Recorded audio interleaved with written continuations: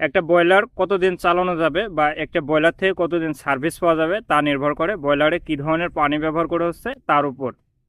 আমরা যদি ব্রয়লারে ট্রিটমেন্টকৃত feed water ব্যবহার করি সেই ক্ষেত্রে ব্রয়লারের ভিতরে স্কেল জমার প্রবণতা কম দেখা দেয় এবং স্লাজ কম হয়, সেক্ষেত্রে টিডিএসের পরিমাণ কম থাকে এবং পিএসের পরিমাণটাও মাত্রার মধ্যে থাকে।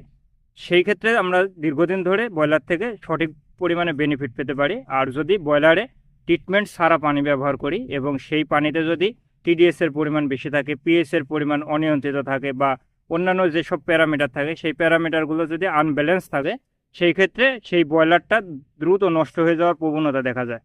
আপনি যদি ব্রয়লারে কী ধরনের পানি ব্যবহার করতে হবে সে সম্বন্ধে জানতে চান এবং পানির প্যারামিটারগুলো কোনটা কত পরিমাণ নির্দিষ্ট থাকবে সেটা যদি আপনি জানতে চান, তাহলে আমাদের ব্রয়লার ইঞ্জিনিয়ারিং এবং ম্যানেজমেন্ট কোর্সে জয়েন করতে পারেন। আমাদের এই কোর্সে ব্রয়লারের প্যারামিটার অর্থাৎ ওয়াটার ম্যানেজমেন্ট সম্বন্ধে বিস্তারিত জানানো হবে। এর পাশাপাশি ব্রয়লার সম্বন্ধে যা কিছু জানা দরকার, ব্রয়লারের অ্যাডভান্স যে সকল জ্ঞান একজন ইঞ্জিনিয়ারের, একজন অপারেটরের বা ম্যানেজমেন্ট লেভেলের পার্সনের জানা দরকার, সবগুলোই জানানো হবে।